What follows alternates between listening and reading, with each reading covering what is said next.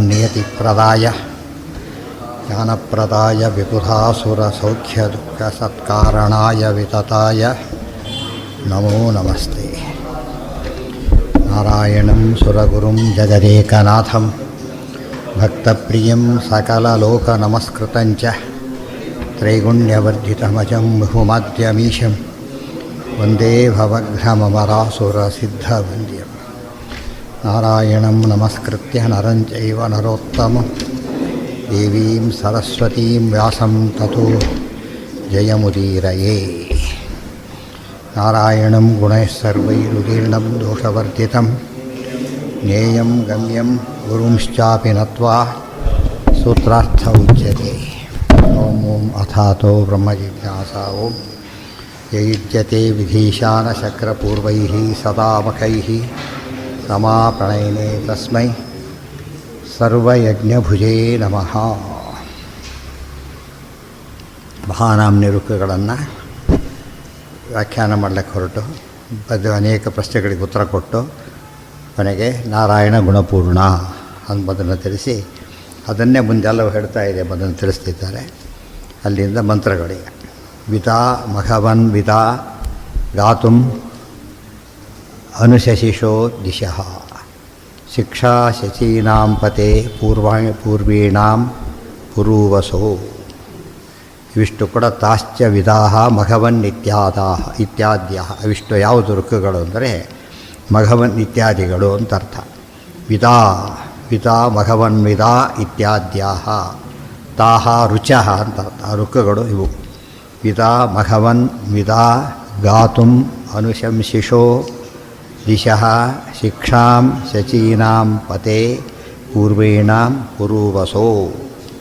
ಅದರಲ್ಲಿ ಹೇಳ್ತಾರೆ ತಾಶ್ಚ ವಿದಾಹ ಮುಂದೆ ಹೇ ಭಗವನ್ ಅಲ್ಲರ್ಥ. ವಿದಾ ಮಘವನ್ ಅಂತಿದೆ. ಮಘವನ್ ಅಂದರೆ ಮೇಲ್ನೋಟಕ್ಕೆ ಇಂದ್ರದೇವರಿಗೆ ಮಘವ ಅಂತ ಕರೀತಾರೆ. ಮಘವತ್ ಶಬ್ದ ಮಘವ ಮಘವಾನೋ ಮಘವಾನ ಅಂತ ನಡೆಯುತ್ತೆ. ಸಂಬೋಧನೆ ಮಘವನ್ ಅಂತೆ. ಹೇ ಮಘವನ್ ಅದಕ್ಕೆ ಅರ್ಥ ಏನು? ಯಶಸ್ವಿನ್ ಧನವನ್ ಇತಿವಾ. ಅದಕ್ಕೆ ಎರಡು ಅರ್ಥ ಇದೆ. ಒಂದು ಯಶಸ್ವಿಯಾದವರು, ಇನ್ನೊಂದು ಧನವಂತರಾದವರು ಅಂತ ಅರ್ಥ. ಇದೆಯಲ್ಲ ಮಖ ಎರಡೂ ಒಂದೇ. ಅದು ಹೇಳ್ತಾರೆ ಏನಂತ. ಅದು ಮಖ ಶಬ್ದಕ್ಕೆ ಯಶಸ್ಸು ಅಂತ ಅರ್ಥ, ಧನ ಅಂತ ಅರ್ಥ. ಅಂದರೆ ಹೊಂದಿರೋರು ಧನವಾನ್ ಅಂತ ಹೇಳ್ಬೇಕಾದ್ರೆ ಧನವನು ಧನವಂತಹ ಆಗೋ ಹಾಗೆ ಹೇ ಮಘವಾನ್ ಮಘವಂತವು ಮಘವಂತ ಅಂತ ನಡೆಯೋದು.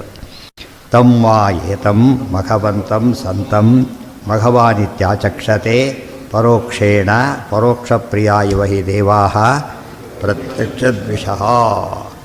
ತಂ ವಾ ಏತಂ ಮಘವಂತಂ. ಯಾತಕ್ಕೆ ಮಘವಂತಂ ಅಂತ? ಮಘವಂತ ಅಂದರೆ ಯಜ್ಞ ಮಾಡಿದವರು, ಕೀರ್ತಿವಂತರಾದವರು ಮತ್ತು ಧನವಂತರಾದವರು ಅಂತ. ಇಂದ್ರದೇವರು ಇದು ಪರಮೇಶ್ವರಿ ಬಹಳ ಧನವಂತರಾದ್ದರಿಂದ ಮಘವನ್ ಅಂತಲೂ ಹೆಸರು. ಮಖವಂತಂ ಮಖ ಎರಡೇ ಒಂದೇ ಅಂತ ಹೇಳಿದೆ. ಸಂತಂ ಯಾಕೆ ಶತಕೃತು 100 ಅಶ್ವಮೇಧ ಮಾಡಿದ್ದಕ್ಕೋಸ್ಕರ ಯಜ್ಞ ಮಾಡಿದವರು. ಒಂದೆರಡು ಮಾಡಿದ್ದಕ್ಕೆಲ್ಲ ಕರೆಯೋದಿಲ್ಲ, ತುಂಬ ಮಾಡಿದಾಗ ಅದಕ್ಕೆ ವಿಶೇಷ ಹೆಸರು ಬರುತ್ತೆ. ಸಂತಂ ಮಘವಾನ್ ಇತ್ಯಾಚಕ್ಷತೆ. ಅದಕ್ಕೆ ಬೇರೆಯವ್ರು ಏನಂತ ಕರೀತಾರೆ? ಮಘವಾನ್ ಅಂತ ಅರ್ಥ ಹೇಳಿದ್ದಕ್ಕೆ ಆಚಾರ್ಯ ಏನು ಮಾಡ್ತಾರೆ? ಈಗ ಶ್ರುತಿವಾಕ್ಯವನ್ನೇ ಹೇಳ್ತಾರೆ. ಈ ಶ್ರುತಿವಾಕ್ಯ ಅದಕ್ಕೆ ಅರ್ಥ ಹೇಳ್ಬೇಕಾದ್ರೆ ತಂ ವಾ ಏತಂ ಮಘವಂತಂ ಸಂತಂ ಮಘವಾನ್ ಇತ್ಯಾಚಕ್ಷತೆ ಪರೋಕ್ಷೇಣ. ಮಘವನ್ ಅಂದರೆ ಸಂಬೋಧನೆ ಎದುರಿಗಿರೋರಿಗೆ. ಮಘವನ್ನು ಯಜ್ಞ ಮಾಡಿದವನು ಅಂದರೆ ದೂರ ಇರೋರು, ಯಜ್ಞ ಮಾಡಿದವನೇ ಅಂದರೆ ಎದುರಿಗಿರೋರು. ಅದಕ್ಕೆ ಪರೋಕ್ಷ ಪ್ರಿಯ ಇವ ಹಿ ದೇವಾಃ ಪ್ರತ್ಯಕ್ಷದ್ವಿಷಃ. ನೆನ್ಪಿಟ್ಕೋಬೇಕು, ದೇವತೆಗಳು ಎಂದೂ ಕೂಡ ಪರೋಕ್ಷ ಪ್ರಿಯರಲ್ಲ.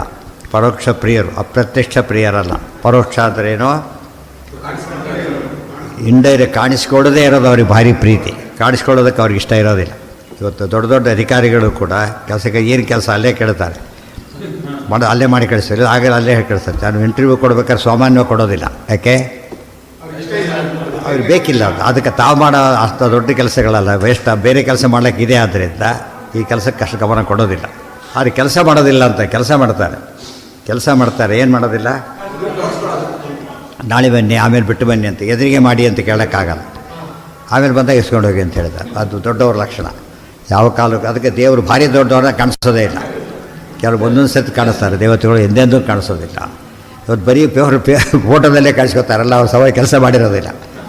ಫೋಟೋದಲ್ಲಿ ಎಲ್ಲಿದ್ರೂ ಸೇರ್ಕೊಂಡ್ಬಿಡ್ತಾರೆ ಕೆಲವರು, ಅಡ್ರೆಸ್ ಇಲ್ದಾಗ ಹೋಗಿರ್ತಾರೆ, ಇರೋದೇ ಇಲ್ಲ ಅವರು. ಆಗ ಮಾತ್ರ ದೊಡ್ಡದು ಹೈಲೈಟ್ ಆಗಿರ್ತಾರೆ. ಅದು ತಪ್ಪದು, ಮುಖ್ಯ ಮಾಡಿದವನು ಬರೋದೇ ಇಲ್ಲ, ಅದು ಪದ್ಧತಿ. ಅದಕ್ಕೋಸ್ಕರ ದೊಡ್ಡ ದೊಡ್ಡ ಸಮಾರಂಭ ಯಜಮಾನ ಕಣ್ಣಿಗೆ ಕಾಣೋದೇ ಇಲ್ಲ. ದೊಡ್ಡ ಸಮಾರಂಭಗಳಲ್ಲಿ ಸಾವಿರಾರು ಜನ ಸೇರಿದಾಗ ಯಾರು ಮಾಡಿದಾಗ ಯಾರು ಕೇಳಿದ ಅವರು ಇವರು ಕೇಳಿದ ನಮ್ಗೆ ಗೊತ್ತಿಲ್ಲ ಅಂತ ಗೊತ್ತಿಲ್ಲ, ಅವರಿರ್ಬೋದು ಹೀಗೆಲ್ಲ ಅಂತಿರ್ತಾರೆ ಹೊರತು ಹೆಸರು ಗೊತ್ತಾದರೂ ಯಾರಾದ್ರು ನೋಡಿರೋದಿಲ್ಲ. ತುಂಬ ಜನ ನೋಡ್ಲಿಕ್ಕೆ ಟೈಮೂ ಆಗೋದಿಲ್ಲ, ಇದು ಇರೋದಿಲ್ಲ. ಅದು ಪದ್ಧತಿ. ದೇವತೆಗಳು ಭಾರಿ ದೊಡ್ಡವರಾದ್ದರಿಂದ ಪರೋಕ್ಷ ಪ್ರಿಯರವರು. ತುಂಬ ಜನ ದೇವತೆ ಕಂಡರು ಹಾಗೆ ದಿವಸ ಒಂದು 3 ಗಂಟೆ ಒಂದು ಹಟ್ಟಿ ಹೊಡೆದು ಹೋಗ್ತಾರೆ ಅಂತ ಹೇಳ್ತಿರ್ತಾರೆ ಅನೇಕರು. ಎಲ್ಲ ಮೂರ್ಖರು, ಹಾಗೆಲ್ಲ ಕಾಣೋದಕ್ಕೆ ಹೋಗೋದಿಲ್ಲ ಅವರು. ಇವನ ಹತ್ರ ಒಂದು ಕಾಣೋದಕ್ಕೆ ಬೇರೆ ಕೆಲಸ ಇಲ್ಲೇನು? ಹಾಂ, ಸಾಧ್ಯನೇ. ಇವನು ಯಾಂದ್ರೆ ಟೋವನ್ನು ಬರೋದಿಲ್ಲ ಅಂಥವ್ರೆಲ್ಲ ಕಾಣಿಸೋದಿಲ್ಲ. ಅದು ಯಾತಕ್ಕೆ ಮಾತು ಹೇಳ್ತಾರೆ ಅಂದರೆ ಹುಷಾರಾಗಿರಿ ಅಂತ ಅರ್ಥ. ತುಂಬ ಜನ ನಾವು ದೇವರು ಅಂತಲೇ ಹೇಳ್ಕೊಬಿಡ್ತಾರೆ, ದೇವತೆಗಳು ಅಂತ ಹೇಳ್ಕೊತಾರೆ. ಸಣ್ಣ ಪುಟ್ಟ ದೇವತೆಗಳು ಆಗೋದಿಲ್ಲ ಅವರಿಗೆಲ್ಲ. ದೇವರು ಇಂದ್ರ ಅಂತ ಆ ಲೆವೆಲ್ ಆಗಬೇಕೆ ಹೊರತು ಅವರಿಗೆ ಸಣ್ಣ ಯಾರೋ ಗಂಧಾರೋ ಇಂಥವ್ರು ಇಷ್ಟಪಡೋದಿಲ್ಲ. ಅದೆಲ್ಲ ತಪ್ಪು, ಅದು ಮೋಸ ಹೋಗ್ತಾರಂತ ಜನಗಳಿಗೆ. ತುಂಬ ಜನ ಮೋಸ ಹೋಗಿಬಿಟ್ಟು ಇವರೇ ಅಂತ ತಿಳ್ಕೊಂಡು ಹೇಳಬಾರ್ದೆಲ್ಲ ಹೇಳ್ತಾರೆ, ಮಾಡಬಾರ್ದನ್ನು ಮಾಡಿಸ್ತಾರೆ. ತಪ್ಪಾಗುತ್ತೆ. ಅದು ಶಾಸ್ತ್ರ ಒಪ್ಪದೇ ಮೋಸ ಮಾಡೋರು ಕೆಲವರು, ಒಪ್ಪಿಯೂ ಮೋಸ ಮಾಡೋರು ಕೆಲವರು. ಒಪ್ಪಿದವ್ರನ್ನ ಮೋಸ ಮಾಡ್ತಾರೆ. ಯಾರು ಯಾವುದನ್ನು ಡಿಮ್ಯಾಂಡ್ ಇದ್ದನ್ನು ಪ್ರಾಡಕ್ಟ್ ಮಾಡ್ತಾರಲ್ಲ ಹಾಗೆ, ಯಾವುದು ಕೇಳ್ತಾರೋ ಜನ ತಯಾರು ಮಾಡ್ತಾರೆ. ಆದ ಅರ್ಥದಲ್ಲಿ ಜನ ಅಂಥವ್ರು ಸಿಗ್ತಾರೆ. ಅದಕ್ಕೆಲ್ಲ ಮೋಸ ಹೋಗಬಾರದು. ಕೊನೆಗೆ ಸಿದ್ಧಾಂತಕ್ಕೆ ಕೆಟ್ಟ ಹೆಸರು ತರ್ತಾರೆ, ಹಾಗೆಲ್ಲ ತರಬಾರದು. ಪರೋಕ್ಷ ಪ್ರಿಯ ಇವ ಹಿ ದೇವಾ ಪ್ರತ್ಯಕ್ಷದ್ವಿಷಃ ತೇಭಿ ಇಂದ್ರಂ ಚೋದಯ ದಾತವೇ ಮಘಂ ತನ್ನ ಆಯಾತು ಮಘಾಯ ಯಶೋ ವಾ ಮಘಂ ಮಘಮನು ಪ್ರಾಪತ್ಸಿ ಆ ಮಾಮೇತು ಮಘಂ ಮಘಂ ಮನು ಪ್ರಾಪತ್ಸಿ ಧನಂ ವಾವ ಮಘಂ ಇತ್ಯಾದಿ ಶ್ರುತಿಭ್ಯ. ಅವ್ರು ಹೇಳಿದ ಅರ್ಥಕ್ಕೆಲ್ಲ ಸಪೋರ್ಟ್ ಕೊಟ್ಟರು. ತೇಭಿರಿಂದ್ರಂ ಚೋದಯ ದಾತವೇ ಮಘಂ ಎಲ್ಲ ಶ್ರುತಿವಾಕ್ಯಗಳಿಂದಲೇ ಅರ್ಥ ಮಾಡ್ತಾರೆ. ತನ್ನ ಆಯಾತು ಮಘಾಯ, ಮಘ ಯಶಸ್ಸಿಗೋಸ್ಕರ ಧನಕ್ಕೋಸ್ಕರ ಅವರು ಬಂದು ನಮ್ಮ ಅನುಗ್ರಹ ಮಾಡಲಿ. ನಮಗೂ ಅಷ್ಟೇ, ಅವರೆಲ್ಲ ಕಾಣಬೇಕು ಅಂತ ನಮಗೆ ಅಪೇಕ್ಷೆ ಇರೋದಿಲ್ಲ ಕೂಡ. ಕೆಲಸ ಆದರೆ ಸಾಕಷ್ಟೆ. ಕೆಲಸ ಆದಮೇಲೆ ಸಾಹೇಬ್ರ ಕೊಂಡು ಇನ್ನೊಂದು ಬಂದ ಕಡ್ದು ಎದ್ದು ಹೋಗ್ಬಿಡುತ್ತೆ. ಕೆಲಸ ಇಲ್ಲ ಅವ್ರಿಗೀಗ. ಇವರು ಹಾಗೆ ಅವರು ಹಾಗೆ. ಆದರೆ ಅತಿ ಮುಖ್ಯವಾದನ್ನು ಯಾವಾಗಲೂ ಬೇಕಾಗ್ತದೆ. ಕೆಲವರು ಆಗಷ್ಟೇ ಬೇಕಾಗ್ತಾರೆ. ಅದು ಆ ಒಂದು ಯಾವುದೋ ಒಂದು ಫಂಕ್ಷನಿಗೆ ಕನೆಕ್ಟ್ ಆಗಿದ್ದರೆ ಅದು ಮುಗಿಯೋವರೆಗಷ್ಟೇ ಅವ್ರಿಗೆ ಕೆಲಸ. ಆಮೇಲೆ ಅವರು ನಮಗೂ ಅವ್ರಿಗೂ ಬೇಕಿಲ್ಲ, ನಾವು ಅವ್ರಿಗೂ ಬೇಕಿಲ್ಲ. ಕೆಲವು ಆಗಲಿ ಯಾವಾಗಲೂ ಕೂಡ ಸಂಬಂಧ ಇರ್ತದೆ. ದೇವರ ಸಂಬಂಧ ಎಂಥದ್ದು? ಎಂದೂ ಬಿಡಲಾರದ ಸಂಬಂಧ. ಅದಕ್ಕೆ ತೊರೆದು ಜೀವಿಸಬಹುದೇ ಹರಿನಿನ್ನ ಚರಣಗಳ. ಯಶೋವಾ ಮಘಂ ನೋಡಿ, ಯಶಸ್ವಿನ ಅರ್ಥ ಮಾಡಿದ್ದಾರೆ. ಯಶೋವಾ ಮಘಂ, ಮಗ ಶಬ್ದಕ್ಕೆ ಯಶಸ್ಸು ಅಂತ ಅರ್ಥ ಇದೆ. ಮಘಂ ಮನು ಪ್ರಾಪತ್ಸಿ, ಮಘಂ ಮನು ಪ್ರಾಪತ್ಸಿ ಯಶೋ ವಾ ವಾ ಮಘಂ ಬಿಡಿಸ್ಬೇಕು. ವಾ ವಾ ಮಘಂ, ವಾ ಬೇರೆ, ವಾ ವಾ ಅದು ಅವ್ಯಯಗಳವೆಲ್ಲ ಅವ್ಯಯಗಳು. ವಾ ಅನೇಕ ಅರ್ಥ. ಅವ್ಯಯಗಳು ಯಾವಾಗಲೂ ಕೂಡ ಅವ್ಯಯನ ಅನೇಕ ಅರ್ಥತ್ವ ಅಂತ ನಿಯಮ. ಆ ಪ್ರಸಂಗಕ್ಕೆ ಯಾವುದು ಹೊಂದುತ್ತೋ ಅರ್ಥ ತಗೋಬೇಕು. ಆ ಮಾ ಮೇತು ಮಘಂ, ಆ ಮಾಂ ಮೇತು, ಮಾಮೇತು ಮಘಂ, ಮಘಂ ಸಂಪತ್ತು ಕೀರ್ತಿ ನನಗೆ ಬರಲಿ. ಮಘಂ ಅನು ಪ್ರಾಪತ್ಸಿ, ಮಘಂ ಅನು ಪ್ರಾಪತ್ಸಿ. ಕೀರ್ತಿ ಬರಬೇಕಾದ್ರೆ ಸಣ್ಣ ಪುಟ್ಟ ಕೆಲಸ ಎಲ್ಲ ಕೀರ್ತಿ ಬರೋದಿಲ್ಲ. ಯಾವುದಕ್ಕೆ ಕೀರ್ತಿ ಬರುತ್ತೆ? ದೊಡ್ಡ ದೊಡ್ಡ ಕೆಲಸಗಳಿಗೆ. ಆ ದೊಡ್ಡ ಕೆಲಸಗಳು ಅಂದ್ರೇನು? ತುಂಬ ಜನಕ್ಕೆ ಉಪಯೋಗ ಆಗಬೇಕು, ತುಂಬ ಕಾಲ ಆಗಬೇಕು. ಒಂದು ಅರವಟ್ಟಿಗೆ ಇಡ್ತಾನೆ ಬೇಸಿಗೆ ಕಾಲದಲ್ಲಿ, ಅದು ಬೇಸಿಗೆ ಮುಗಿತು, ಕೆಲಸ ಮುಗಿತು, ಏನು ಕೆಲಸ ಇಲ್ಲ ಅದ್ರ. ಆದರೆ ಬಾವಿ ತೋರಿಸ್ಬಿಡ್ತಾನೆ, ಏನಾಯ್ತದೆ ಈಗ? ಎಷ್ಟು ಜನಕ್ಕೆ ಬರುತ್ತೆ. ಮತ್ತು ಇದಕ್ಕೆಲ್ಲ ಅರವಟ್ಟಿಗೆ ಖಾಲಿ ಮತ್ತೆ ಫಿಲಪ್ ಮಾಡ್ತಾನೆ ಇರಬೇಕು. ಅದು ಹೋಗಿ ಹಾಗಾಗಿ ಬಾವಿಗೆ ಅದೆಲ್ಲ ಇಲ್ಲ. ಯಾರು ಎಷ್ಟು ಸೇದ್ಕೊಂಡ್ರು ಕೂಡ ಬರ್ತಿರುತ್ತೆ. ಅದು ಒಳ್ಳೆಯ ನೀರು. ಅದೆಲ್ಲ ತುಂಬ ಜನಕ್ಕೆ 100 ವರ್ಷ ಇರುತ್ತೆ. ಅದು ಬೇರೆ ಅರವಟ್ಟಿಗೆ ಹೊತ್ಕೊಂಡು ಹೋಗ್ಬಿಡ್ತಾರೆ, 100 ವರ್ಷ ಇರೋದಿಲ್ಲ. ಅಂದರೆ ಅದು ಆ ಕಾಲಕ್ಕೆ ಅದು ಭಾರಿ ಹೆಸರು ಮಾಡುತ್ತೆ. ಅದು ಮುಗಿದೋದ್ಮೇಲೆ ಇರೋದಿಲ್ಲ. ಕೆಲವು ಶಾಶ್ವತ ಸೇವೆ. ಆ ದೃಷ್ಟಿಯಿಂದ ಕೀರ್ತಿ ಯಾತಕ್ಕೆ ಬಯಸ್ತಾರೆ ಅಂದರೆ, ಇಲ್ಲಿವರೆಗೂ ಅವನ ಕೀರ್ತಿ ಇಲ್ಲಿರುತ್ತೋ ಅಲ್ಲಿವರೆಗೂ ಅವರು ಸ್ವರ್ಗಲೋಕದಲ್ಲಿರ್ತಾರೆ ಅಂತ ಅರ್ಥ. ಹೆಸರಿರೋವರೆಗೂ ಕೂಡ. ಅದಕ್ಕಾಗಿ ಕೀರ್ತಿ ಬರಬೇಕು ಅಂದರೆ ಬರೀ ಚಪ್ಪಾಳೆ ಹೊಡಿಸ್ಕೊಳ್ಳೋಕ್ಕಲ್ಲ. ಅದು ಆ ಕೀರ್ತಿಯಿಂದ ಏನಾಗಬೇಕು? ಉಪಯೋಗ ಆಗಬೇಕದು. ಕೆಲಸ ಸಿಗೋದು ಅಂದರೆ ರೆಗ್ಯುಲರ್ ಸಂಬಳ ಆಗಿ ಬರುತ್ತಾ ಹಾಗೆ. ಅಯ್ಯೋ, ಅದಕ್ಕಾಗಿ ಮಘಂ ಮನು ಅದೆಲ್ಲ ತಾನೇ ಬರೋದಿಲ್ಲ, ದೇವರು ಅನುಗ್ರಹ ಮಾಡಬೇಕು ಅಂತ ಅರ್ಥ.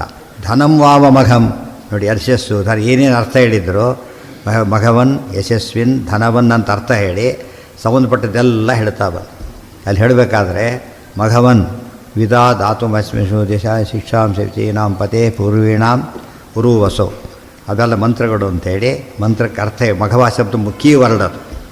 ಅದಕ್ಕೋಸ್ಕರ ವಿಶೇಷವಾಗಿ ಅರ್ಥ ಬರುತ್ತೆ. ಮುಂದೇನೀಗ ಗಾತುಂ ತ್ವಾಂ ಸ್ತೋತುಂ, ಮುಂದೇನಿದೆ ಗಾತುಂ ನಿನ್ನನ್ನು ಹಾಡಲು, ಹಾಡಲು ಕೊಂಡಾಡಲು ಅಂತ ಅರ್ಥ. ಹಾಡಿ ಹೊಗಳುತ್ತಾರೆ ಅಂತ ಹೇಳೋದಿಲ್ಲ. ಹಾಡು ಯಾರು ಕಂಡವ್ರನ್ನ ಹಾಡು ಕಟ್ಟೋದು, ಯಾರ ಮೇಲೆ ಹಾಡು ಕಟ್ತಾರೆ? ತುಂಬ ಸಾಧನೆ ಮಾಡಿದವ್ರ ಮೇಲೆ ಹಾಕಿ ಕಟ್ತಾರೆ. ಹಾಗೆ ಗಾತುಂ ತ್ವಾಂ ಸ್ತೋತುಂ, ಸ್ತೋತ್ರ ಮಾಡಬೇಕಾಗಿದೆ ನಾವು. ವಿಧ ವೇದಯ, ಸ್ತೋತ್ರ ಮಾಡೋದಕ್ಕೂ ಬರೋದಿಲ್ಲ. ವಿಧ ತಿಳಿಸಿಕೊಡು ಅಂತ, ಹ್ಯಾಗೆ ಸ್ತೋತ್ರ ಮಾಡೋಕ್ಕೂ ತಿಳಿಸಿಕೊಡು. ಸಾಮಾನ್ಯತೋ ಅಪೇಕ್ಷಿತ ಅಶೇಷ ವೇದನ ಮುಕ್ತ. ಇಲ್ಲಿ ಮೇಲ್ನೋಟಕ್ಕೆ ಸ್ತೋತ್ರ ಮಾಡೋದು ತಿಳಿಸ್ಕೊಡು ಅಂದರೂ ಒಂದೇ, ಇನ್ನು ಪೂರ್ತಿ ಸರಿಯಾಗಿ ಸ್ತೋತ್ರ ಮಾಡೋಕ್ಕೆ ಎಲ್ಲ ತಿಳಿಸ್ಕೊಡು ಅಂತ ಅರ್ಥ. ಇವತ್ತು ಬಯೋಡೇಟಾ ಕೊಡ್ಬೇಕಾದ್ರೆ ಏನಿರಬೇಕು, ಎಲ್ಲ ಕವರ್ ಆಗಿರಬೇಕು.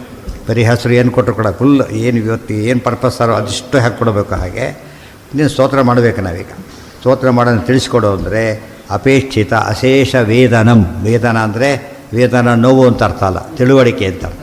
ವೇದನ ತಿಳುವಳಿಕೆಯನ್ನು ತಿಳಿಸಿ ತಾತ್ಕಾಲಿಕ ಅಪೇಕ್ಷಿತಾರ್ಥಂ ಪ್ರಾರ್ಥಯತಿ. ಇದಿಷ್ಟು ಆಯಿತು, ಒಟ್ಟು ತಿಳಿಸ್ಕೊಡು. ಈ ಸದ್ಯಕ್ಕೆ ಗಾತುಂ ವಿದಾಯಿತಿ ತ್ವಮೇವ ಅನುಶಂಸಿಷೋ ದಿಶಃ ಮಾರ್ಗಾನ್, ಸ್ತೋತ್ರ ಮಾಡ್ತಕ್ಕಂಥ ಮಾರ್ಗವನ್ನೂ ತಿಳಿಸಿಕೊಡು. ಆತ್ಮನಃ ಸ್ತುತಿ ಪ್ರಕಾರಾನ್ ತ್ವಮೇವ ಉಪದಿಶ ಇತ್ಯರ್ಥ. ನೀವು ಸ್ತುತಿ ಪ್ರಕಾರ ನೀನೇ ತಿಳಿಸಿಕೊಡಬೇಕು. ಎಷ್ಟೋ ಸರ್ತಿ ಸಂಬಂಧಪಟ್ಟವ್ರ ಬಗ್ಗೆ ಬರ್ಕೊಟ್ಬಿಟ್ಟಿರ್ತಾರೆ, ಈ ಬಗ್ಗೆ ಮಾತಾಡಿದ್ದು ಏನೇನೋ ತೋಚಿದೆಲ್ಲ ಮಾತಾಡಬಾರ್ದು. ಏನಿರಬೇಕಲ್ಲಿ ಕರೆಕ್ಟಾಗಿರಬೇಕು. ಸ್ವಲ್ಪ ಹೆಚ್ಚು ಕಡಿಮೆ ಆದರೂ ಕೂಡ ಕಾರ್ಯಕ್ರಮಕ್ಕೆ ದೊಡ್ಡ ಆಘಾತ. ಈ ಸದ್ಯಕ್ಕೆ ತಾತ್ಕಾಲಿಕ ಸದ್ಯಕ್ಕೆ ಬೇಕಾಗಿರೋದು. ಅಲ್ಲ ಊಟಕ್ಕೆ ಬಂದು ಹಸಿವಾಗಿ ಬಂದಿರುತ್ತೆ, ಮುಂದೇನೋ ಮಾತಾಡಿ ಸದ್ಯ ಊಟ ಮುಗಿಸಿಬಿಡಿ ಅಂತ ಹೇಳ್ತಾರಲ್ಲ. ಹಾಗೆ ತಾತ್ಕಾಲಿಕ ಧನಾದಿಗಳು ಏನು ಬೇಕೀಗ ತಕ್ಷಣಕ್ಕೆ ಬೇಕು ಅವೆಲ್ಲ ಕೂಡ. ಯಾಕೆ ಸಾಧನವಾಗಬೇಕಾದ್ರೆ ಅದು ಬೇಕು.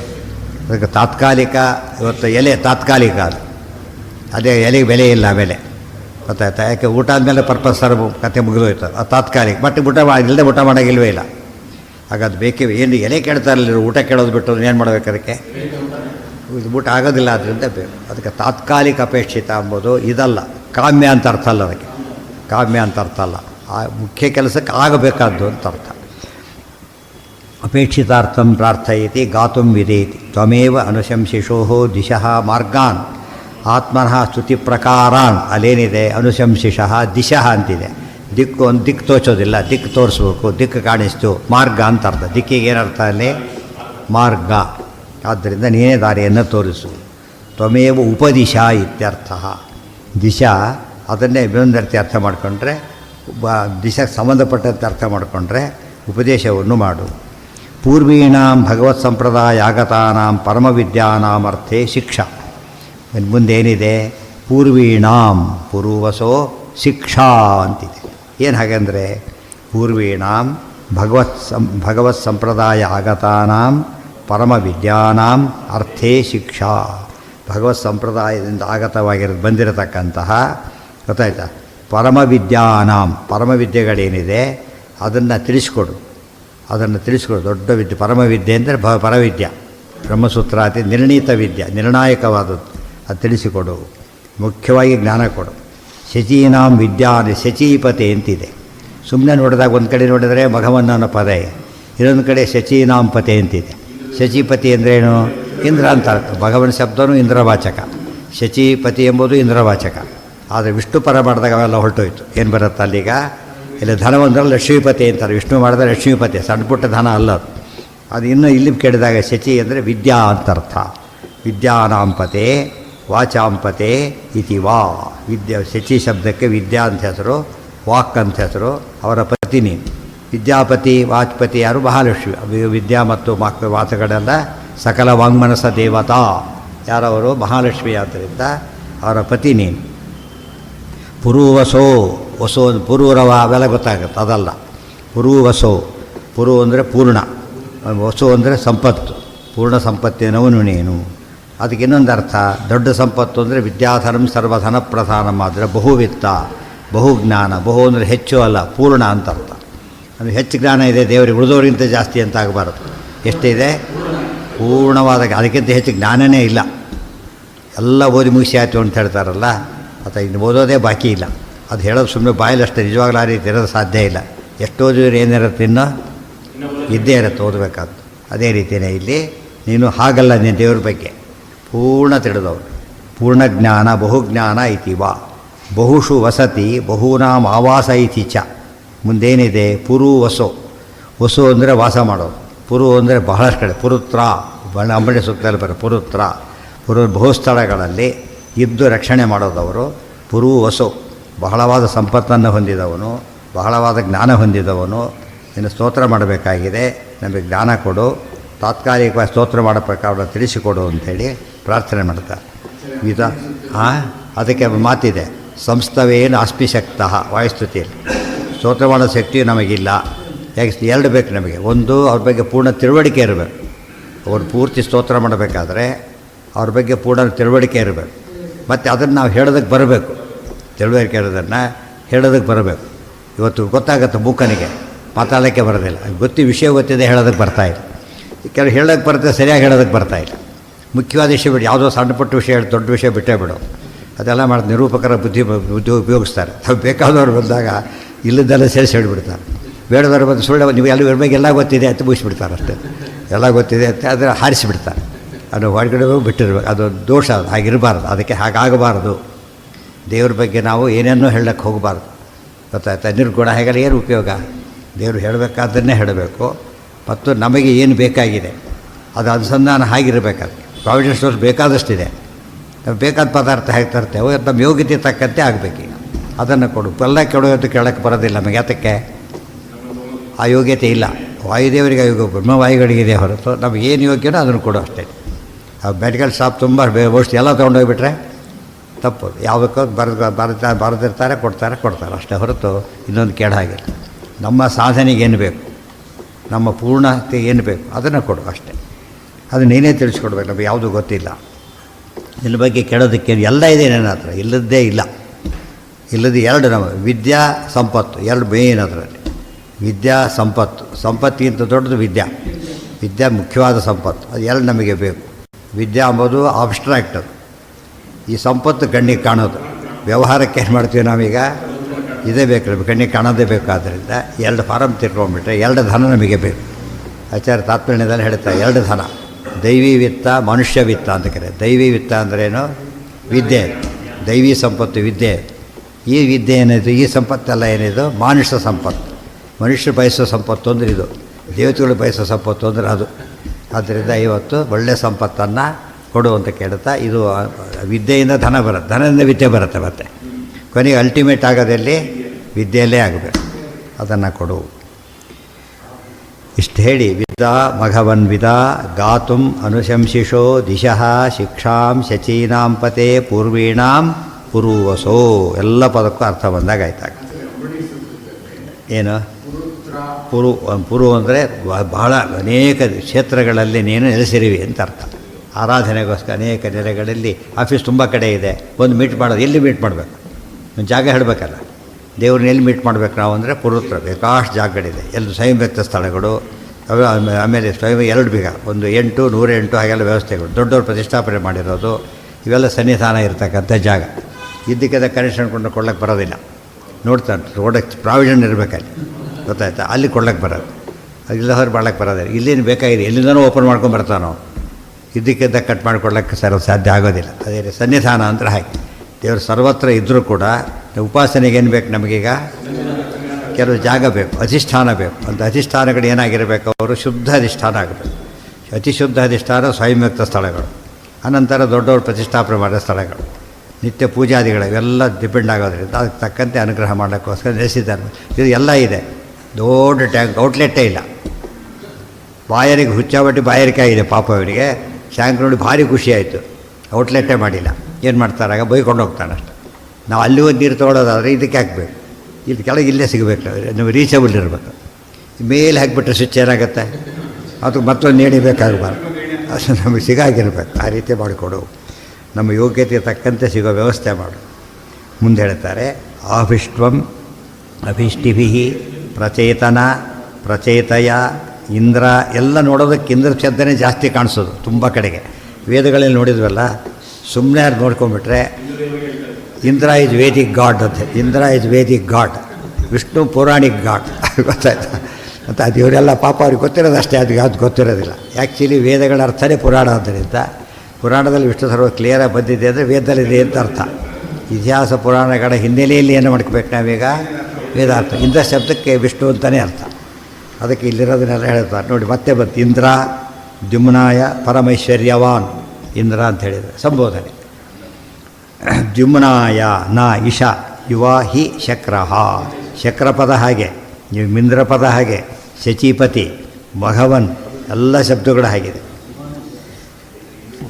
ಅದಕ್ಕೆ ಅವ್ರು ಕೇಳೋರಿಗೆ ಸಿಕ್ಕಾಕೊಂಡ್ಬಿಡ್ತಾರೆ, ಆಚಾರ್ಯ ತಿಳ್ಕೊಂಡ್ರು, ತಾವೇ ಸಿಕ್ಕಾಕೊಂಡ್ರು ಕೊನೆಗೆ. ಯುವಾ ಹಿ ಶಕ್ರಃ, ಏವಾ ಹಿ ಶಕ್ರಃ ಬಂದು ಹೇಳ್ತಾರೆ ಯಾಕೆ ಅಂಥೇಳಿ. ಆಭಿ ಅಭಿಷ್ಟಿಭಿ ಇಂತಹ ಏವಂಭೂತ ತತ್ ಪರ್ಯೇಷಣ ತತ್ಪ್ರಾರ್ಥನೈ ತ್ವಂ, ಪರ್ಯೇಷಣ ತತ್ಪ್ರಾರ್ಥನಾ, ನಮಗೇನು ಬೇಕಿದೆ, ಏನು ಪ್ರಾರ್ಥನೆ ಮಾಡ್ತೇವೆ, ಅಭಿಷ್ಟಿ ಎರಡು ಅರ್ಥನ ಕೊಡಬೇಕು. ಕಿಂಚಿನ್ ಮದಾಧಿಕಂ ಪ್ರಚೇತ, ಮದಾಧಿಕಂ ಅಂದರೆ ಮದ ಮೊದಲಾದವಳು ಅಂತ ಅರ್ಥ ಅಲ್ಲ, ಮದಾಧಿಕ ನಾನೇ ಮೊದಲಾದವರನ್ನು ಪಾಂತ್ವಸ್ಮಾನ್ ಪುರುಹೂತ ವೈರಿ, ನಮ್ಮನ್ನು ಕಾಪಾಡು ಅಂತ ಹೇಳಿ. ದೊಡ್ಡವರು ಯಾವಲ್ಲಿ ಏನು ಮಾಡ್ತಾರೆ, ತಮ್ಮನ್ನು ಸೇರಿಸ್ಕೊಂಡು ಎಲ್ಲರೂ ಸಂಬಂಧಪಟ್ಟು ಸೇರಿಸ್ಕೊಂಡು ಮಾತಾಡ್ತಾರೆ. ಅದಕ್ಕಾಗಿ ಮದಾಧಿಕಂ ಪ್ರಚೇತಯ ಪ್ರಬೋಧಯ ಪ್ರಬೋಧಯ ಚೆನ್ನಾಗಿ ತಿಳಿಸ್ಕೊಡು. ಪ್ರಕೃಷ್ಟ ಚೇತನ, ನಿನ್ನ ಯಾತಕ್ಕೆ ಕೇಳ್ತೇವೆ ಅಂದರೆ ಪ್ರಕೃಷ್ಟ ಚೇತನ, ಪ್ರಚೋದಯ ಒಂದು, ಪ್ರಚೇತಯ ಒಂದು, ಪ್ರಚೇತನ ಒಂದು. ನೀನು ಪ್ರಕೃಷ್ಟ ಚೇತನವಾದ್ದರಿಂದ ನಮ್ಮನ್ನು ನೀನು ಪ್ರಕರ್ಷಣ ಚೇತಯ ಅಂದರೆ ಬೋಧಯ ಅಂತ ಕೇಳ್ಕೊತಾ ಇದ್ದೇವೆ. ಎಂಥ ಚೇತನ, ಪ್ರಕೃಷ್ಟ ಚೇತನ ಅಂದರೆ ಭಾರಿ ದೊಡ್ಡ ಚೇತನ, ಸರ್ವಜ್ಞ ಅಂತ ಅರ್ಥ. ಪರಮಾತ್ಮನ್ ಅಂತ ತಾತ್ಪರ್ಯ. ಇಂದ್ರದೇವರಿಗೆ ನೋಡಿ, ಹೆಸರು ನೋಡಿದ್ರೆ ಅಪ್ಲಿಕಬಲ್ಲು, ಗುಣಗಳು ಅಪ್ಲಿಕಬಲ್ ಅಲ್ಲ. ಈ ಹೆಸರುಗಳು ನೋಡಿದರೆ ಅವರಿಗೆ ಹೇಳಿದಾಗ ಕಾಣಿಸ್ತಾ ಇದೆ, ಗುಣಗಳು ನೋಡಿದಾಗ ಏನಾಯಿತು, ಅವ್ರಿಗೆ ಯಾವುದು ಅಪ್ಲೈ ಆಗೋದಿಲ್ಲ. ಯಾಕೆ ಅವ್ರಿಗೆ ಎಲ್ಲೇ ಇಲ್ಲ ಕೆಲಸ, ಅವ್ರಿಗೆ ಧನ ಇಲ್ಲ, ಸಮುದ್ರ ಮಾತ್ರ ಏನೂ ಧನ ಇಲ್ಲ, ಕಳ್ಕೊಂಡ್ಬಿಟ್ಟಿದ್ದಾರೆ ಎಲ್ಲ ಕೂಡ. ಆಗ ಏನಲ್ಲ, ಭಗವನ್ನಲ್ಲ ಆಗ. ಸೊ ಭಗವನ್ ಶಬ್ದ ಫೇಲ್ ಆಯ್ತಲ್ಲಿ. ಆದರೆ ದೇವರಿಗೆ ಅನಾದಿ ಮತ್ತು ನಿತ್ಯ. ಇದು ವೇದವಂತರದ ಸ್ವಾರಸ್ಯ ಇದೆ. ಅದಕ್ಕೆ ವೇದವಂತರು ಅರ್ಥ ಮಾಡ್ಕೋಬೇಕಾದ್ರೆ ಇತಿಹಾಸ ಪುರಾಣಾಭ್ಯಾಮ್ ವೇದಂ ಸಂಭವ ಬ್ರಹ್ಮಯೇ, ಇತಿಹಾಸ ಪುರಾಣಗಳ ಹಿನ್ನೆಲೆ ಅರ್ಥ ಮಾಡ್ಕೋಬೇಕೆ ಹೊರತು ಡೈರೆಕ್ಟ್ ಪ್ರಾಡಕ್ಟ್ ಕೊಟ್ಟರೆ ಅಪಾರ್ಥ ಆಗುತ್ತೆ. ಏನ ಮುಂದೆ ಬಂದಿಲ್ಲ ಅದನ್ನು. ದ್ಯುಮ್ನಾಯ ಯಾತಕ್ಕೆ ಬೇಕು, ದ್ಯುಮ್ನ ಏನ ಬರುತ್ತೆ ಎಲ್ಲ ಹೇಳ್ತಾರೆ. ದ್ಯುಮ್ನಾಯ, ದ್ಯುಮ್ನ ಅಂದರೆ ಪ್ರದ್ಯುಮ್ನ, ದ್ಯುಮ್ನ ಅಂದರೆ ಕಾಂತಿ, ಗೊತ್ತಾಯ್ತಾ. ಪ್ರದ್ಯುಮ್ನ ಕಾಂತಿ ಅಂದರೆ ಜ್ಞಾನ, ಅದು ವಿದ್ಯೆಯ ವರ್ಚಸ್ಸು ಅಂತ ಕರೀತಾರೆ. ಹೇಳಿಲ್ಲ, ಭಯಂಕರ ಕಪ್ಪು ಕುಂಟ, ಸಿಕ್ಕಾಪಟ್ಟೆ ಎಕ್ಸ್ಪರ್ಟ್ ಓದಿದ್ದಾನೆ, ಅವನೇನು ಬಹಳ ತೇಜಸ್ ಕಾಣುತ್ತೆ ಅವನ ಮುಖದಲ್ಲಿ. ಏನೋ ಭಾರಿ ಸುಂದರ, ಏನೂ ಬರೋದಿಲ್ಲ, ಡಲ್ ಅಂತ ಕರೀತಾರೆ. ಅದಕ್ಕೇನೆ ದೇವರು ಎಂಥವನು ಅಂತ ಕೇಳಿದರೆ ಅಂಥವ್ರು. ಅವನೇನು ಕೇಳಬೇಕು ನಾವು, ಅತಿ ಶ್ರೇಷ್ಠ ದೊಡ್ಡವ್ರ ಹತ್ರ ಏನು ಕೇಳಬೇಕು ಯಾವಾಗಲೂ, ಭಾರಿ ದೊಡ್ಡದು ಜ್ಞಾನ. ನಹಿ ಜ್ಞಾನೇನ ಸದೃಶಂ ಪವಿತ್ರಮೇ ವಿದ್ಯತೆ. ಸೊ ನಾವು ಏನೇನೋ ಕೇಳಿಬಿಟ್ರೆ ಏನಾಯ್ತು, ಆಗ ಸುಮನಸಧೇನು ಮನೆಯೊಳಗಿರಲು ಗೋಮಯ ಬಯಸು ಬಂದದೆ, ಇರೋದು ಕಾಮಧೇನು. ಇನ್ನು ಗೋಮಯನ ಯಾವ ಹೋಗ್ಬೇಕಾದ್ರೂ ಕೊಡೋದು. ಆದರೆ ಕೇಳಿದ್ದೆಲ್ಲ ಕೊಡೋ ಶಕ್ತಿ ಇರೋದನ್ನು ನೀನು ಯಾವುದೋ ಕೇಳಿಬಿಟ್ರೆ ಅದು ಯಾವಾಗ ಕೇಳಬೇಕು, ಅದ್ರ ಮಹಿಮೆ ಏನು ಅಂತ ಗೊತ್ತಾಗಬೇಕು. ಮತ್ತು ಯಾವ್ದು ದೊಡ್ಡದು ನಮಗೆ ಗೊತ್ತಿರಬೇಕು, ಗೊತ್ತಾ. ಚಿಕ್ಕ ಮಕ್ಕಳು ಭಾರಿ ಕೇಳಿ ಯೋಚನೆ ಮಾಡಿ ಏನು ಕೊಡ್ಬೇಕು ಹೇಳಿ, ಯೋಚನೆ ಮಾಡಿ ಚಾಕ್ಲೇಟು ಏನೋ ಹೇಳ್ಬಿಡ್ತಾರೆ. ಅದಕ್ಕಿಂತ ಹೆಚ್ಚು ಓದೋದಿಲ್ಲ ಅವರು. ಅದು ಕೊಟ್ಬಿಟ್ಟು ಬಿಸ್ಕೆಟು ಚಾಕ್ಲೇಟು ಬುದ್ಧಿ ಬೇರೆ ದಾಟೋದಿಲ್ಲ ಅವರಿಗೆ, ಯಾಕಂದರೆ ಕೇಳೋದೇ ಗೊತ್ತಿಲ್ಲ. ನಾ ದೊಡ್ಡದು ಕೇಳೋಕ್ಕೆ ಹೇಳ್ಕೊಟ್ಟವ್ರಿಗೆ ಅರ್ಥ ಆಗೋದಿಲ್ಲ. ಇವ್ರು ಏನೋ ಹೇಳ್ತಾರೆ, ನಂಗೆ ಬೇಕಾದ ಚಾಕ್ಲೇಟೆ ಅದು ತೀರ್ಮಾನ ಮಾಡ್ಕೊಳ್ತಾನೆ. ಆ ರೀತಿ ಆಗೋದ್ರಿಂದ ನೀವೇನು ದ್ಯುಮ್ನಾಯ ಜ್ಞಾನಾಯ ಅಂದರೆ ಜ್ಞಾನ ಬೇಕು ಅಂತ ಅಪೇಕ್ಷೆ ಹುಟ್ಟೋಕ್ಕೂ ದೇವರ ಅನುಗ್ರಹ ಬೇಕು. ನಮಗೆ ಜ್ಞಾನದ ಮಹತ್ವ ಗೊತ್ತಾಗಬೇಕಾದ್ರೆ ದೇವ್ರು ಹೇಳ್ತಾನೆ ಗೊತ್ತಾಗೋದು. ಆದ್ದರಿಂದ ಪ್ರದ್ಯುಮ್ನಾಯ ಜ್ಞಾನಾಯ ವಿತ್ತಾಯ ಯಶಸೇವಾ. ಆ ದ್ಯುಮ್ನಕ್ಕೆ ಇಷ್ಟು ಅರ್ಥನೇ, ವಿತ್ತಾಯ ಯಶಸೇವಾ. ಮುಂದೆ ನೋಡಿ, ಅಷ್ಟೆಲ್ಲ ಸೇರಿಸ್ಬೇಕಾದ್ರೆ ಅತಿ ಶ್ರೇಷ್ಠವಾದ ವಸ್ತು ಒಂದು ಕಡೆಗೆ ಜ್ಞಾನ, ಇನ್ನೊಂದು ಕಡೆಗೆ ವಿತ್ತ, ಬಂತಲ್ಲ ಯಥಾ ಪ್ರಕಾರ, ವಿಸಿಬಲ್ಲು ಇನ್ವಿಸಿಬಲ್ ಇಷ್ಟೇ ವ್ಯತ್ಯಾಸ. ಯಶಸ್ಸೇವಾ. ಇವತ್ತು ಧ್ರುವಾದಿಗಳ ಬಗ್ಗೆ ನಮಗೆ ಅವ್ರು ಮೋಕ್ಷಕ್ಕೆ ಹೋದರೂ ನಮಗೆ ಅರ್ಥ ಆಗೋದಿಲ್ಲ. ಚಕ್ರವರ್ತಿಗಳಾಗಿ 36,000 ವರ್ಷ ರಾಜ್ಯಭಾರ ಮಾಡ್ದ, ಅದು ಭಾರಿ ಗೆದ್ದು ಕಾಣುತ್ತೆ ನಮಗೆ. ಇದು ಅರ್ಥ ಆಗೋದಿಲ್ಲ, ಅದೇ ಅರ್ಥ ಆಗುತ್ತೆ. ಆದ್ದರಿಂದನೇ ಎರಡೂ ಬೇಕು. ವಿತ್ತ ಯಶಸ್ಸು ಎಂಬ ಪದ ಏನು ಗೊತ್ತಾ, ಇವತ್ತು ನೊಟೋರಿಯಸ್ ಬೇರೆ, ಫೇಮಸ್ ಬೇರೆ, ಗೊತ್ತಲ್ಲ. ನೊಟೋರಿಯಸ್ ಅಂದ್ರೇನು, ಕುಖ್ಯಾತಿ ಕುಖ್ಯಾತಿ ಅಂತ ಕಳ್ಳನೇ ಇಲ್ಲ. ಕೆಲವಿಗೆ ಅದೇ ಹೆಮ್ಮೆ, ನಾನು ದೊಡ್ಡ ಕಳ್ಳ ಅಂತ ಹೇಳ್ಸ್ಕೊಳ್ಳೋದಕ್ಕೆ ದುಷ್ಟರಿಗೆ. ಅದು ಸುವಿಖ್ಯಾತವಾಗಿರ್ಬೇಕು. ಅದಕ್ಕೇ ಏನು ಬರಬೇಕು ನಮಗೀಗ, ಈ ಬಡಿ ಕೀರ್ತಿ ಕೊಡೋದು ಒಳ್ಳೆ ಕೆಲಸ ಕೀರ್ತಿ ಯಾವಾಗ ಬರುತ್ತೆ ನಿಮಗೆ?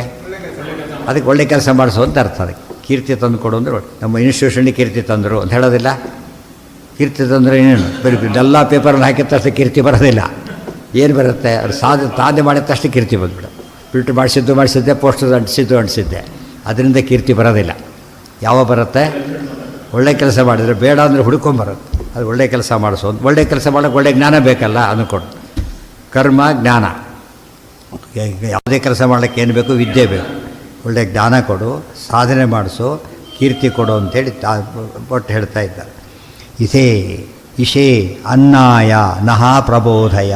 ಇಶೇ ಅನ್ನಾಯ ಇವೆಲ್ಲ ವೇದಿಕ್ ಡಿಕ್ಷನರಿನೇ ಬೇರೆ. ಈ ಡಿಕ್ಷನರಿ ಅರ್ಥಗಳು ಯಾವುದೂ ಸಿಗೋದಿಲ್ಲ. ಆಪ್ಟೈಟ್ಸ್ ಎಲ್ಲ ಸಿಗುತ್ತಲ್ಲ ನಮಗೆ, ಅವರ ಕೋರ್ಸಲ್ಲೂ ಸಿಗೋದಿಲ್ಲ ಯಾವ ಕೂಡ.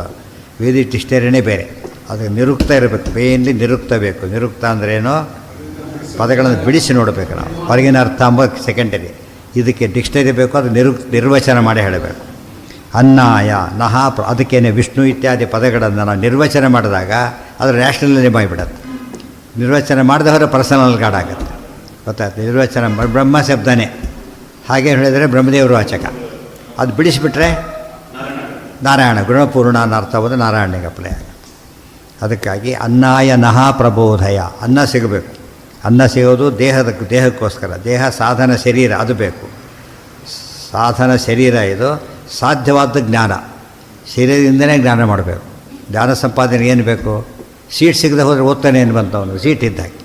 ಆದ್ದರಿಂದ ಅನ್ನ ಉಡೋದು. ಅದು ಉಳಿಬೇಕಾದ್ರೆ ಅನ್ನ ಬೇಕು. ಅದಕ್ಕೆ ಅನ್ನ ಬೇಕಾದರೆ ಅನ್ನಾಯನಃ ಪ್ರಬೋಧಯ. ಒಳ್ಳೆಯ ಜ್ಞಾನ ಕೊಡು. ಅನ್ನ ಅಂಥೇಳಿ ಯಾವ್ಯಾವುದೋ ತಿನ್ನಬಾರ್ದು. ತಿನ್ನಬೇಕಾದ್ರೆ ತಿನ್ನಬೇಕು. ಅದು ಸಂಪಾದನೆ ಮಾಡೋ ರೀತಿಯಲ್ಲಿ ಸಂಪಾದನೆ ಮಾಡಬೇಕು. ಎರಡಾಗಬೇಕು. ಸ್ವಯಂ ಪಾಕ ಶಬ್ದಕ್ಕೂ ಅರ್ಥ ಗೊತ್ತಲ್ಲ.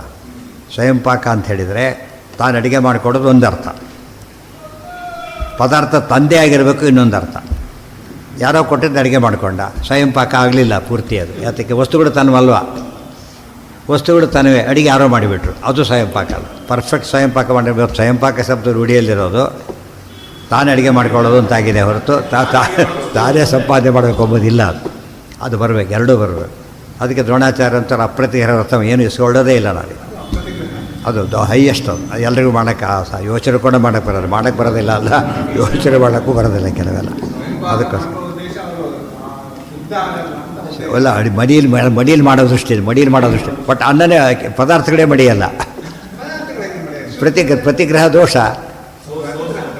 ಅಲ್ಲೇ ಶುರುವಾಯಿತು. ಪ್ರತಿಗ್ರಹ ಏನು ಮಾಡ್ತದೆ? ಪ್ರತಿಗ್ರಹ ಸಮರ್ಥೋಪಿ ಪ್ರಸಂಗಂ ತತ್ರ ವರ್ಜಯತ್ ಮನುಸ್ಮೃತಿ ಹೇಳ್ತದೆ. ಈ ಪ್ರತಿಗ್ರಹ ಯೋಗ್ಯತೆಯೇ ಇಲ್ಲ, ತೊಗೊಳ್ಳೇಬಾರ್ದು. ಏನು ದಯವಿಟ್ಟು ಅವ್ರು ಕೊಡಬೇಡಿ ಅಂತ ಹೇಳಬೇಕು, ಅವ್ರು ತೊಗೊಳಕ್ಕೆ ಹೋಗಬಾರ್ದು. ಆಮೇಲೆ ಯೋಗ್ಯತೆ ಇದೆ ಆದರೂ ತೊಗೋಬಾರ್ದು ಅಂತ ಹೇಳ್ತಾರೆ. ಪ್ರತಿಗ್ರಹ ಸಮರ್ಥೋಪಿ ಪ್ರಸಂಗಂ ತತ್ರ ವರ್ಜಯತ್. ಆದಷ್ಟು ಅವಾಯ್ಡ್ ಮಾಡಬೇಕು. ಅದಕ್ಕೆ ಬ್ರಹ್ಮಣ್ಯ ತೀರ್ಥರು ಕೊಡ್ಲಕ್ಕೆ ಬರೀ ಇಲ್ಲೇ ಇಲ್ಲ ಬಂದುಬಿಟ್ಟಿದ್ರು, ಮುಂದೆ ಹೋಗಿಬಿಟ್ಟಿದ್ರು.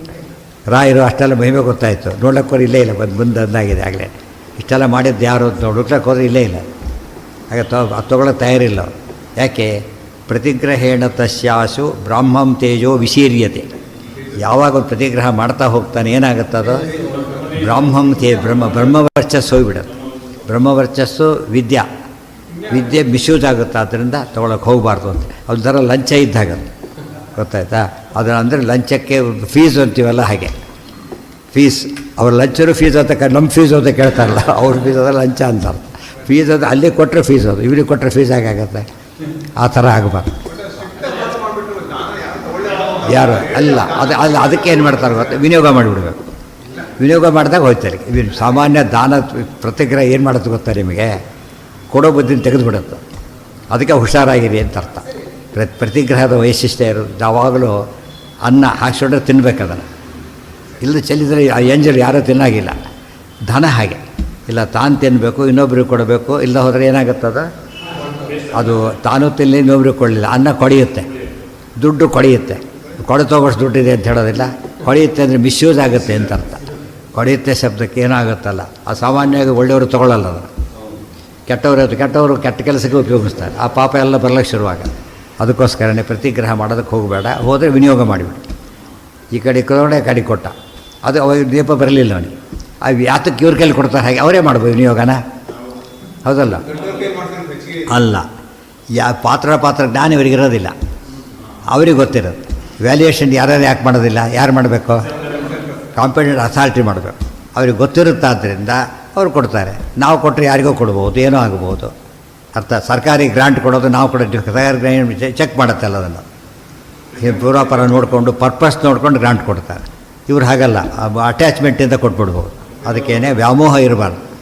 ಆ ಪ್ರತಿಗ್ರಹದ ಮುಖ್ಯ ಉದ್ದೇಶ ಬ್ರಾಹ್ಮಣರಿಗೆ ಬೇರೆ ಅರ್ನಿಂಗ್ ಇರೋದಿಲ್ಲ, ಪ್ರತಿಗ್ರಹ ಒಂದೇ ಅರ್ನಿಂಗ್. ಅದರಲ್ಲೇ ದಾನ ಧರ್ಮ ಮಾಡಬೇಕು. ಅವರು ಸತ್ವಾಚರಣೆ ಮಾಡ್ತಾರೆ, ಆ ಕಾನ್ಸೆಪ್ಟಿಂದ ತೊಗೊಳ್ತಾರೆ.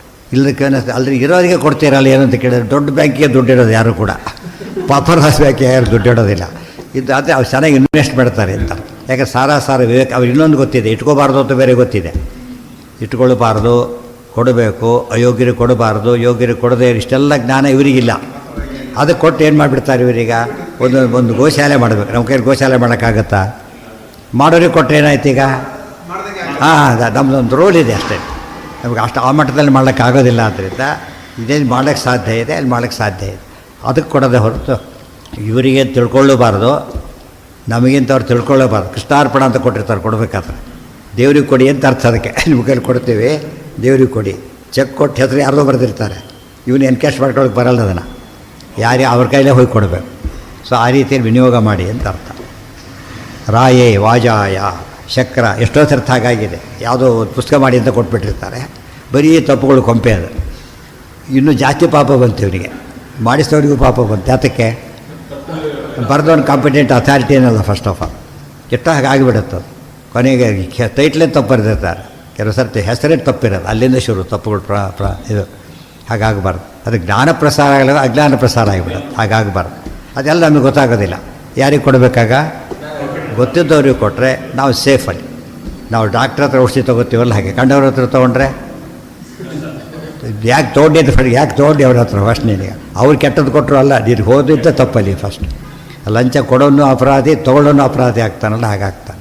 ಪ್ರತಿಗ್ರಹ ಅದು ನೀವು ಕೇಳಿದ್ದಕ್ಕೆ ಹೇಳಬೇಕಾಯ್ತು. ಪ್ರತಿಗ್ರಹ ಯಾಕೆ ಮಾಡಬೇಕು ಅಂದರೆ ಅದಕ್ಕೋಸ್ಕರ ಮಾಡಬೇಕು, ಕೊಡೋದು ಅದಕ್ಕೋಸ್ಕರ ಕೊಡಬೇಕು. ರಾಯೇ ವಿತ್ತಾಯ ವಾಜಾಯ ಅನ್ನಾಯ ವಜ್ರಣಂ ಇಂದ್ರಂ. ಇವತ್ತು ಮಠ ತುಂಬ ವಿದ್ವಾಂಸರು ಬಂದಿರ್ತಾರೆ, ಇವರು ಇರ್ತಾರೆ. ಯಾರಿಗೆ ಎಷ್ಟು ಕೊಡೋಕೆ ನಮಗೆ ಗೊತ್ತಾಗೋದಿಲ್ಲ. ಅವ್ರು ಯಾರು ಹೊಸಬರು, ನಮಗೆಲ್ಲ ಕೊಡಿ ಏನೂ ಗೊತ್ತಿಲ್ಲ ಅವರಿಗೆ. ಅವ್ರು ಮುಖ್ಯ ಸಾಮಾನ್ಯರು ಕೂಡ ಅವ್ರೇನು ಮಾಡ್ತಾರೆ, ಅವ್ರಿಗೆ ಇವತ್ತು ಯಾರಿಗೆ ಕೊಡಬೇಕು ಅಂತೇಳಿ ಅದಕ್ಕೆ ಗೊತ್ತಿರ ಅವರು ತಮ್ಮ ಬಂಧುಗಳಿಗೆ ಕೊಟ್ಟರೆ ಬಜೀತಿ ಆಗಿಬಿಡುತ್ತೆ ಅಷ್ಟೇ ಹೊರತು ಫೇರಾಗಿ ಕೊಟ್ಟರೆ ಭಾರಿ ಪುಣ್ಯ ಬರುತ್ತೆ. ಆ್ಯಕ್ಚುಲಿ ಅವ್ರು ಕೊಟ್ಟಿರ್ಬೋದು, ಯಾತಕ್ಕೆ ಅವ್ರು ದೊಡ್ಡಗರು ಕೊಡಿಸ್ಬೇಕು ಅಂದ್ರೆ ಅವ್ರಿಗೆ ಗೊತ್ತಿರುತ್ತೆ. ಆದ್ದರಿಂದ ಅದು ಅನಂತ ಆಗುತ್ತೆ, ಮಿಸ್ಯೂಸ್ ಆಗೋ ಚಾನ್ಸಸ್ ಇರೋದಿಲ್ಲ. ರಾಯೇ ವಿತ್ತಾಯ ವಾಜಾಯ ಅನ್ನಾಯ ವಜ್ರಣಂ ಇಂದ್ರಂ ವರ್ತಯತಿ. ಮುಂದಿನ ಅಲ್ಲೇನು ಬಂತು? ತಾದೃಶೋ ಹಿ ಶಕ್ರ ಏತಾದೃಶೋ ಹಿ ಶಕ್ರ. ಇದು ದೇವರ ವೈಭವ. ಶಕ್ರ ಏವ ಇತಿ ವಾ ಶಕ್ತಿರತಿ ರೂಪತ್ವಾ ಶಕ್ರ. ಇಲ್ಲಿ ಶಕ್ರ ಅಂದರೆ ಇಂದ್ರದೇವರು ಹೇಳ್ಬೇಕಾದ್ರೆ ಶತಕ್ರತು. ಇಲ್ಲಿ ಹಾಗೆ ಬಿಡಿಸ್ಬಾರ್ದು. ಇಲ್ಲಿ ಹೇಳಬೇಕಾದ್ರೆ ಹೇಗೆ ಬಿಡಿಸ್ಬೇಕು ಅಂದರೆ ಶಕ್ತಿರತಿ ರೂಪ ಶಕ್ರ. ಶಕ್ ರ. ಶಕ್ ಅಂದರೆ ಶಕ್ತಿ, ರ ಅಂದರೆ ರತಿ. ಅದಕ್ಕೆ ನಿರ್ವಚನ ಮಾಡೋದು ಹಾಗೆ. ಇದು ಶತಕ್ರತುದ ನಿರ್ವಚನ ಮಾಡಬಾರ್ದು. ಶತಕ್ರತು ಮಾಡಿದರೆ ಅನಂತ ಕ್ರತುವಿನಿಂದ ಪೂಜ್ಯ ಅಂತ ಮಾಡಬೇಕು. ಅನಂತ ಕ್ರತು ಮಾಡಿದವನು ಅಂತ ಮಾಡಬಾರ್ದು.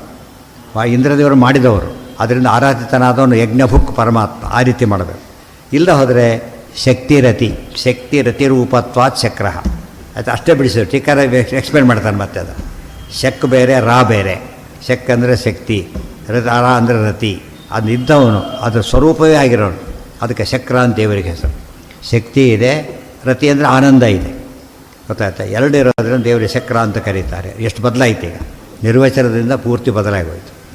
ಒಟ್ಟು ಆಭಿಹಿ ಅಭಿಷ್ಠಿಭಿಹಿ ಸರ್ವಭೂತೇಷು ಸರ್ವ ಏವಂ ಭೂತೈಹಿ ಮತ್ತು ತ್ವತ್ ಪರ್ಯೈಷಣೈಹಿ ತ್ವತ್ ಪ್ರಾರ್ಥನೈಹಿ ತ್ವಂ ಕಿಂಚಿತ್ ಮದಾದಿಕಂ ಪ್ರಚೇತನ ಪ್ರಬೋಧಯ. ಪ್ರಕೃಷ್ಟಚೇತನ ಸರ್ವಜ್ಞ ಪರಮಾತ್ಮನ್. ಯಾರು ಆ ರೀತಿ ಇರೋದು? ಆತ್ಮ ಅಂದರೆ ಚೇತನ, ಪರಮಾತ್ಮ ಅಂದರೆ ಪರಮಚೇತನ. ಪರಮಚೇತನ ಅಂದರೆ ಚೇತನ ಲಕ್ಷಣ ಏನು? ಚಿತಿ ಸಂಜ್ಞಾನೇ. ಅಲ್ಲಿ ಶುರುವಾಯಿತು. ಜ್ಞಾನ ಚೇತನ ಫಸ್ಟ್ ಲಕ್ಷಣ. ಇದಕ್ಕೆ ತಿಳುವಳಿಕೆಯಲ್ಲಿ ಫಸ್ಟ್ ಅಂತೀವಿ, ಕ್ರಿಯೆ ಇಲ್ಲಲ್ಲ, ತಿಳುವಳಿಕೆ ಇಲ್ಲ ಅಂತೀವಿ ಫಸ್ಟ್. ಅದಿಲ್ಲ ಅಂದರೆ ಏನರ್ಥ? ಮುಂದಿನ ಏನೂ ಇಲ್ಲ. ಜ್ಞಾನ ಇಚ್ಛಾಗ ಮೂರು ಬೇಸಿಕ್ ಜ್ಞಾನ. ಅದಕ್ಕೆ ಚೇತ ಪರಮಚೇತ ಸರ್ವಜ್ಞ ಅಂತ ಅರ್ಥ ಬಂತ. ಇದರ ಸರ್ವಶಕ್ತ ಅಂತ ಅರ್ಥ ಮಾಡ್ಬೋದು. ಫಸ್ಟ್ ಅದನ್ನು ಮಾಡಬೇಕು. ಫಸ್ಟ್ ಜ್ಞಾನ, ಆಮೇಲೆ ಇಚ್ಛಾ, ಆಮೇಲೆ ಕ್ರಿಯಾ. ಮೂರು ಅವನಲ್ಲಿ ಇದ್ದರೂ ಕೂಡ ಫಸ್ಟ್ ಯಾವ್ದು ಹೇಳಬೇಕು ನಾವು? ಜ್ಞಾನ ಹೇಳಬೇಕು. ಅದಕ್ಕಾಗಿ ಸರ್ವಜ್ಞ ಪರಮಾತ್ಮನ್ ದ್ಯುಮ್ನಾಯ ಜ್ಞಾನಾಯ ವಿತ್ತಾಯ ಯಶಸೇವಾ ಯೇ ತದ್ ಇಶೆ ಅನ್ನಾಯ ನಃ ಪ್ರಬೋಧಯ ಏತಾದೃಶೋ ಹಿ ಶಕ್ರ ಏವೇತಿ ವಾ ಶಕ್ತಿರತಿರೂಪತ್ವಾತ್ ಶಕ್ರ. ಇವರು ಕುಡಿಯೋರು ಇರ್ತಾರಲ್ಲ, ಅವ್ರಿಗೆ ಊಟಕ್ಕಿಂತ ಕುಡಿಯೋದೇ ಭಾಳ ಪ್ರಿಯ ಅವರಿಗೆ. ಅವ್ರು ದುಡ್ಡು ಕೊಟ್ಟು ಏನು ಮಾಡಿಬಿಡ್ತಾನೆ, ಇಮ್ಮಿಡಿಯೇಟ್ಲಿ ಅದನ್ನೇನು ಮಾಡ್ತಾನೆ, ಕುಡಿಯೋದಕ್ಕೆ ಮನೆಯವರಿಗೂ ಕೊಡ್ತಾನೆ, ಕುಡ್ದು ಹಾಕ್ಬಿಡ್ತಾನೆ. ಅದಕ್ಕೆ ಅನ್ನಾಯ. ಅನ್ನ ಅಂದರೆ ಏನದು? ಬದುಕಿಗೆ ನೆಸ್ಸಿಟಿ ಇರೋದು, ಅದು ಅನ್ನ. ಇಲ್ದವ್ರು ಬದುಕೋದೇ ಇಲ್ಲ. ಅವನು ಕುಡಿಯೋದು ಬೇಕೇ ಇಲ್ಲ, ಕುಡಿದ್ರೆ ಸಾಯ್ತಾನೆ. ಮಿಸ್ಯೂಸ್ ಮಾಡ್ಕೊ. ಅದಕ್ಕೆ ನಮ್ಮನ್ನು ಹಾಗೆ ಮಾಡಬೇಡ. ಅನ್ನಾಯ, ಯಾವುದನ್ನು ತಿನ್ನಬೇಕೋ, ಎಷ್ಟು ತಿನ್ನಬೇಕೋ, ಹೇಗೆ ತಿನ್ನಬೇಕೋ ಅದನ್ನು ತಿನ್ನ ಹಾಗೆ ಮಾಡೇ ಹೊರತು ಬೇರೆ ರೀತಿ ಮಾಡಬೇಡ. ತಿಳ್ಕೊಡು. ತಿನ್ನೋದು ಹೊಟ್ಟೆಗೆ, ತಿಳ್ಕೊಡೋದು ತಲೆಗೆ. ತಿಳ್ಕೊಳ್ಳೋದನ್ನು ತಿನ್ನೋದನ್ನು ಎರಡನ್ನ ಕೊಡು ಅಂತ ಕೇಳ್ತಾನೆ. ಸಾಧನೆ ಉಳಿದವರು ಅರ್ಥ ಮಾಡ್ಕೋಬೇಕಾದ್ರೆ ಅನ್ನ ಅಂತ ಅಷ್ಟೇ ಮಾಡ್ಕೊಂಬಿಟ್ಟು ದೊಡ್ಡನ್ನ ಯಾವುದು? ಜ್ಞಾನನೇ. ಯಾಕಂದರೆ ತಲೆ ತಿನ್ನೋದಾಗಬಾರ್ದು, ತಲೆಗೆ ತಿನ್ನೋದಾಗಬೇಕು. ಜ್ಞಾನ ಅಂತ ತಲೆ ತಿನ್ನೋದಾಗಿಬಿಡ್ತಾರೆ. ಈಗ ತಲೆ ತಿಂತಾರೆ, ಬರೀ ತಲೆ ತಿಂತಾರೆ ಅಂತ ಹೇಳ್ತಾರೆ. ಹಾಗಾಗಬಾರ್ದು, ತಲೆಗೆ ತಿನ್ನಬೇಕು ಅವರು. ಅವನು ತಿಂದು ಕೊಡಬೇಕು. ಆಮೇಲೆ ಅದಕ್ಕೆ ಶಕ್ತಿರತಿ ರೂಪತ್ವ ಶಕ್ರಹ ಅಲ್ಲಿಗಿರಲಿ. ನಾಳೆ ದಿವಸ ಮುಂದೆ ಇವು ನಮಗೆ ಇದಕ್ಕೆ ಹೆಲ್ಪ್ ಋಗ್ಭಾಷ್ಯಕ್ಕೆ ಓದಲಿಕ್ಕೆ ಅರ್ಥ ಆಗ್ತದೆ. ಆಚಾರ್ಯ ಬರೆದ ಉದ್ದೇಶ ಅದು ಒಂದು ಕಾರಣವೇ.